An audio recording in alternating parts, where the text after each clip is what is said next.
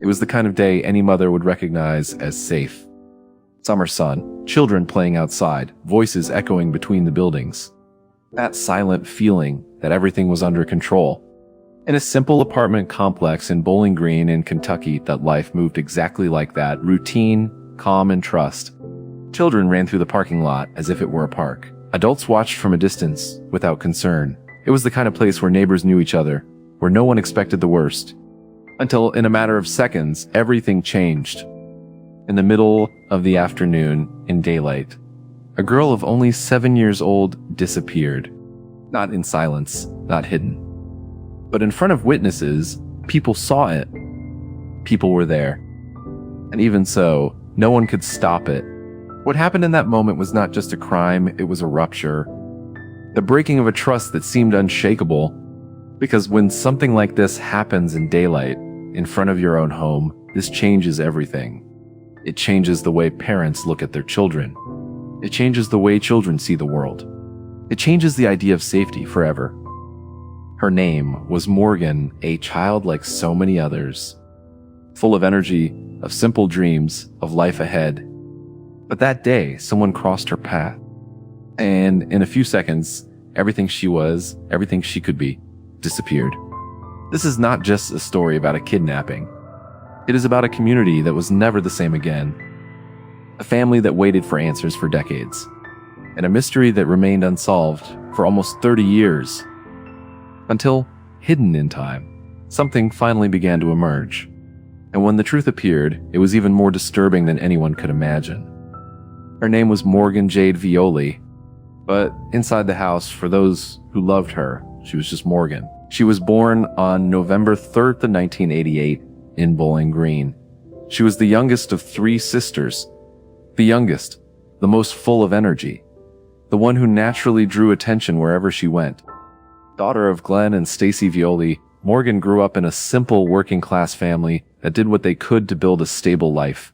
It was not a perfect life, but it was real. And within that reality, there was love. They lived in the Colony Apartments, a complex where doors were rarely fully closed, where neighbors knew each other by name, and where children practically grew up together. It was the kind of environment that today feels distant. But at the time, it was common. And Morgan fit perfectly into that world. She was outgoing, talkative, and impossible to ignore. She had a strong presence for someone so small. Her father used to say she had the attitude of a teenager, as if she were already 15 years old, even though she was only 7. She liked being outdoors. She liked speed, movement, and above all, living. She loved riding off-road motorcycles, playing with her sisters, running through the parking lot as if it were her own territory. At school, she did not go unnoticed. Her teacher would later remember something that said a lot about her. Morgan was the only child in the class who had the courage to go on stage at the talent show. She was not afraid, or maybe she had not yet learned to be. And like so many children her age, Morgan trusted. She trusted people, and she trusted the environment around her. She trusted that that world was safe. But sometimes it is exactly that trust that makes everything even more vulnerable. Because Morgan had no idea that someone was about to cross her path and destroy everything in a matter of seconds. It was another ordinary summer day, July 24th, 1996. One of those days that seem to repeat without importance until something happens. Morgan had just finished first grade at school, the vacation had just begun, and the days were filled with what every child expects at that time: freedom, play, and time outdoors. That afternoon, the parking lot of the Colony Apartments was full of life. Children ran, rode bicycles, talked in small groups. It was the meeting point of the neighborhood, a place where everything seemed predictable. Morgan watched all of that from the window of her apartment. She was not supposed to go out at that moment. Inside the apartment, her mother was busy with everyday tasks, believing her daughter was safe. But at some moment, Morgan decided to go out anyway. A simple decision, silent and irreversible. A short time later, she was seen walking through the parking lot next to a friend of only 6 years old. Nothing seemed wrong. Nothing seemed out of place. And maybe that was exactly what made everything even more dangerous. Because what happened next left no time to react. There was no warning. There was no preparation. Just a moment that changed everything. Witnesses would later remember a specific detail a van burgundy in color. It entered the complex slowly. At first, no one found it strange. It was just another vehicle in a place where cars came and went all the time. But then it stopped. And in that moment, time seemed to slow down. A man got out. His movement was fast, direct, and determined. He moved toward the girls and tried to grab Morgan's friend, but she managed to escape. She ran, she screamed, and she survived. But Morgan did not have that chance. In a few seconds, she was pulled, forced into the vehicle, while struggling, while screaming, while trying to understand what was happening. And then the van sped away, disappearing as fast as it arrived, and leaving behind something impossible to ignore: the silence. A heavy silence broken only by the certainty that something terrible had just happened. In the first seconds after the van disappeared, no one knew exactly how to react. There was confusion, screams, and children running in different directions, adults trying to understand what they had just witnessed. But within a few minutes, reality set in. Morgan had been taken. It was not a suspicion. It was not an irrational fear. It was a kidnapping in broad daylight. The news spread quickly through the colony apartments. Doors opened. Parents called their children back inside. What had once been a place of freedom was turning, in that moment, into a scene of fear. The police were called almost immediately. In a short time, patrol cars began to arrive. The parking lot, which minutes before had been full of life, was now surrounded by tape, tense voices, and urgent questions. Every second mattered, and witnesses were gathered. Children, still frightened, tried to explain what they saw. Adults repeated details, trying not to forget anything. And, little by little, a description began to take shape. A white man, young, thin, and with light brown hair at collar length, facial hair, not a full beard but visible, and a detail that stood out, a distinctive nose difficult to ignore. The van was also described. An older model, burgundy in color, a vehicle that at that moment became the focus of the entire operation. Roadblocks were set up on nearby highways. Local, state, and even federal authorities began working together. The case would not be treated as ordinary because there were witnesses. There was a vehicle. There was a suspect. But, above all, there was a missing child. And while the investigation gained momentum, something even more concerning began to emerge. That van did not belong to the man. It had been stolen the day before in another city. Which meant only one thing: this was not impulsive, it was planned. And, somewhere, that man was already on the move with Morgan. Every mile that passed reduced the chances of finding her in time, and increased a question no one wanted to ask: how far would he go? 2 days after the kidnapping, the van was found abandoned at a truck stop in Franklin. But the man and Morgan had disappeared. No useful fingerprints, no clear identification, no direct trace. It was as if they had simply vanished. The days passed, and Morgan was not found. The searches continued intensely. Helicopters flew over rural areas. Teams moved through roads, fields, abandoned properties. Volunteers joined the police, driven by a single hope: to find her alive. But as time passed, that hope began to fade. Until in October, everything changed. On the morning of the 20th, in a rural area of Robertson County, in Tennessee, a woman was walking on her property. It was an isolated place, silent and far from everything. It was there that she saw something that should not be there: human remains. The scene was difficult to understand at first glance, but for investigators, there was an immediate fear. A short time later, the confirmation came: it was Morgan. The location of the discovery was near an old barn, exactly in the same region where, months earlier, witnesses reported seeing a white van parked for hours without explanation. At the time, that detail seemed irrelevant. Now, it gained a new meaning. A few feet from there, investigators found something small but deeply symbolic. A yellow hair clip, the same one Morgan was wearing on the day she was taken. A simple detail that carried a weight impossible to describe. There were no more doubts. The search had ended. But the answers still did not exist. The news spread quickly, and the community, which for months had remained united in hope, now found itself facing the confirmation of the worst possible scenario. Morgan would not return home. The funeral brought together hundreds of people, friends, neighbors, strangers, and all marked by the same feeling of loss. Everything was decorated in purple, her favorite color. A simple gesture, but full of meaning. Because in that moment, it was not just a farewell, it was the end of a wait, and the beginning of something even more difficult, the need to understand, to know who did this, and to find justice. But that answer was still very far away. Even after the discovery, the investigation was far from over. In fact, it was only the beginning of an even more difficult phase. Now, it was no longer about finding Morgan, but about finding who did this to her. Investigators went back to the beginning. They re-examined every detail of the kidnapping, every testimony, every second of that day. Witnesses were essential. Several people confirmed the presence of the burgundy van at the location. Others described the man more precisely, his appearance, his movements, the direct and aggressive way he acted. He did not seem lost. He did not seem hesitant. He seemed like someone who knew exactly what he was doing, and that made it even more frightening. The suspect was not someone from the neighborhood. He had come from outside. The van had been stolen in Dayton, a few miles away. He chose that location, chose that moment, and probably chose those children from the apartment complex in Bowling Green as his victims. Unfortunately, Morgan did not manage to escape. But there was more. Investigators began to analyze reports that at first seemed disconnected. Among them, the presence of a second van, white, old, seemed parked near the place where the body was found. It stayed there for hours and then disappeared. At that moment, there was no way to prove a direct connection, but the coincidence was difficult to ignore. Meanwhile, tips were coming from all sides, hundreds of them, people calling, trying to help, trying to remember something that could make sense.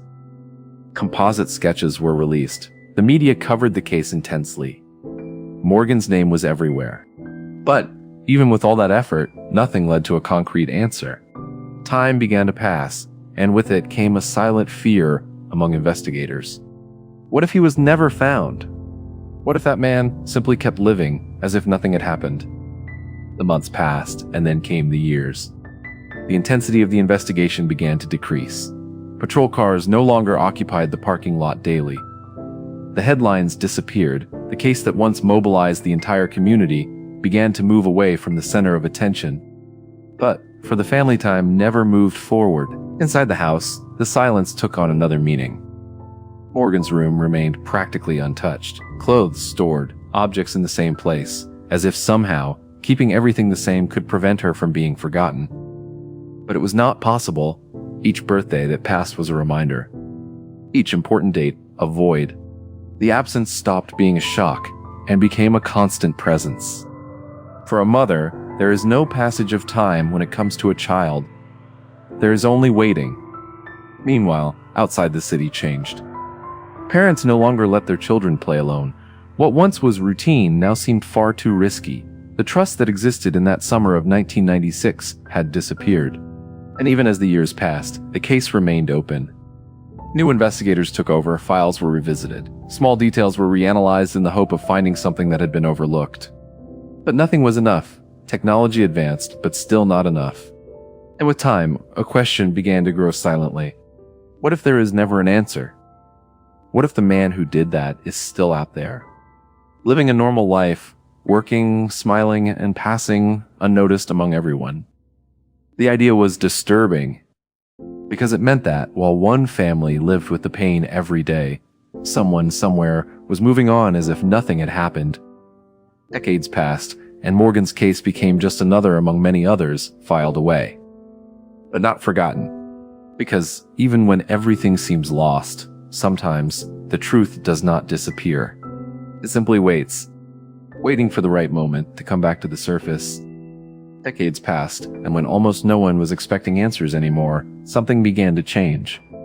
Morgan's case, which for years remained silent inside old files, began to be analyzed again, not by chance, but because of something that did not exist at the time of the crime: technology.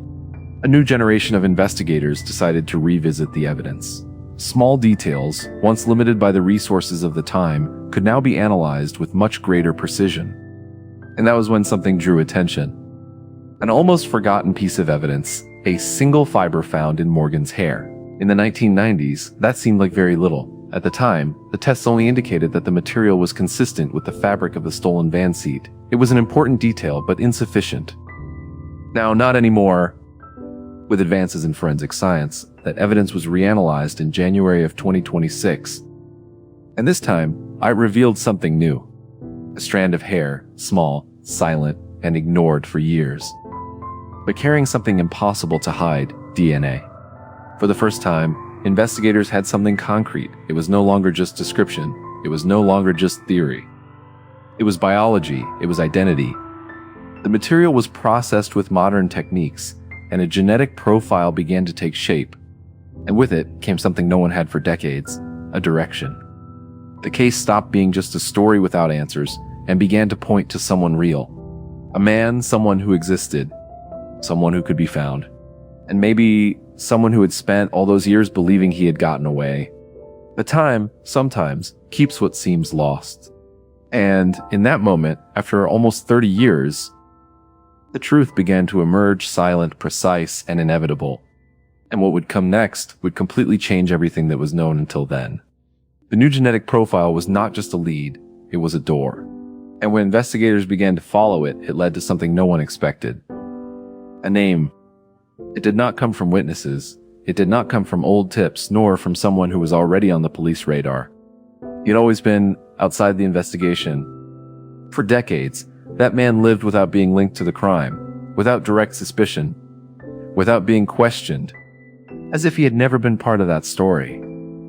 But now, his name was Robert Scott Froberg, a man who was already part of the prison system long before the crime, and the more investigators discovered about his past, the more disturbing the story became.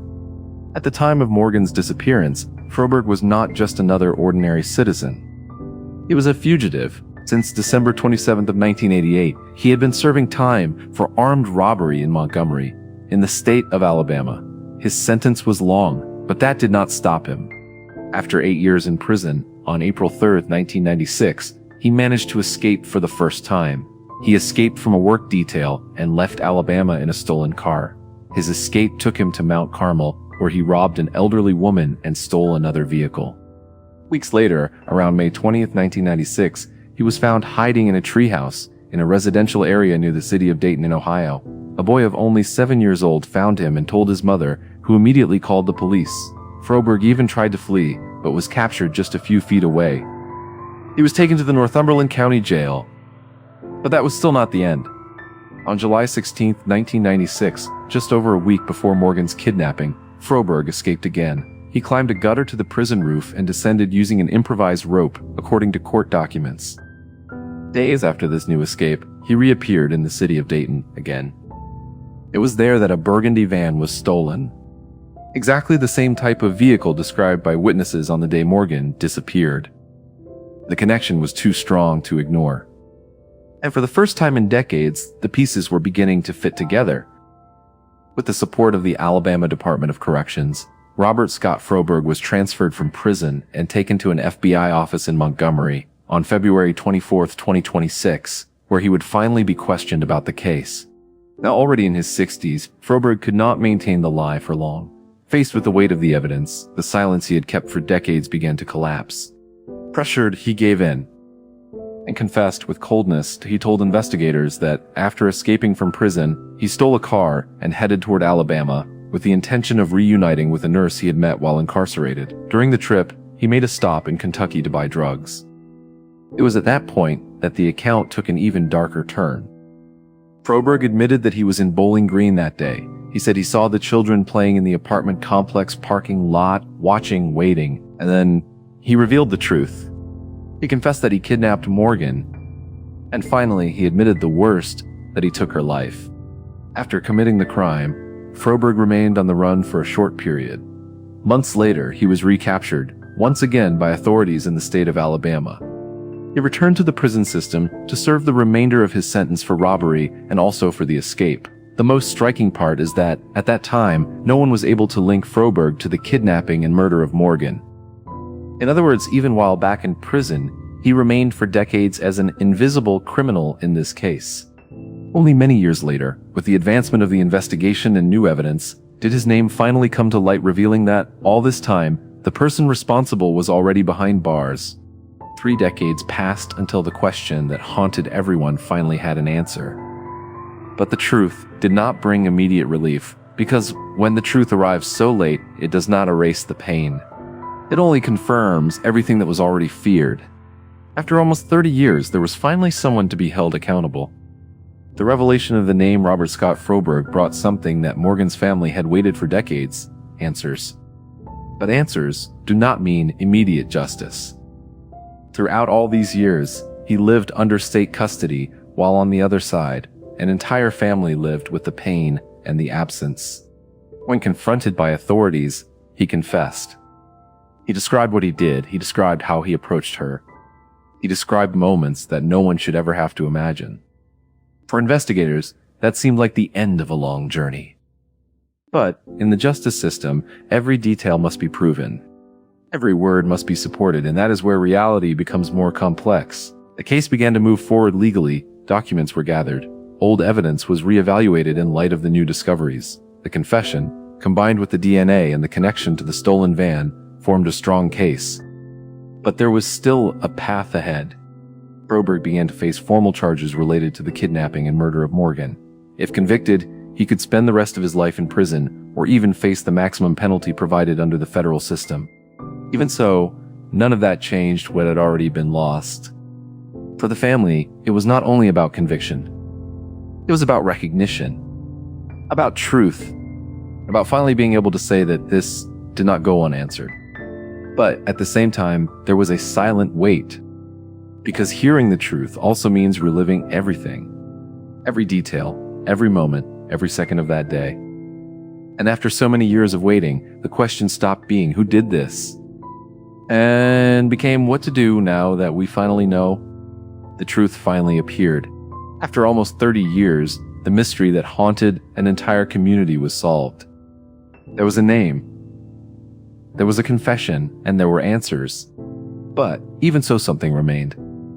Because when the truth arrives too late, it never comes complete. For the world, Morgan's case finally had an end. For justice, there was someone responsible. But for the family, there was no ending. There was only the after. The after of a house that was never the same again. The after of a room that remained empty. The after of a childhood interrupted in a brutal way. None of this can be returned. None of this can be fixed. And maybe that is what makes this story so difficult to accept. Because it was not just a crime, it was a moment.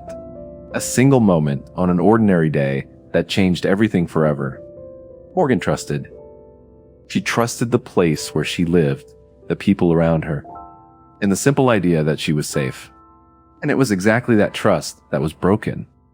Today, her name is not remembered only because of what happened, but because of who she was, a child full of life, of personality, of simple dreams that never had the chance to grow. And even with all the answers, there is still a question that echoes silently. What if that day had been different? What if someone had noticed sooner? What if that man had never crossed her path? But those questions will never have answers. What remains is the memory, and the certainty that, even after everything, Morgan was never forgotten. And maybe in the end, that is what keeps the truth alive. And stories like Morgan's do not end when the video ends. They continue in the memory of those who heard it, in the awareness of those who watched it, and especially in the pain of those who were left behind. If this story touched you in any way, leave it in the comments. Because, more than numbers, it is these voices that keep these stories alive. If you believe that cases like this should not be forgotten, consider subscribing to the channel. Here, every story has a purpose, not only to tell what happened, but to remind that behind every case there was a real life, a family, a future interrupted, and a truth that deserves to be known. Thank you for being here, stay safe, and until the next case.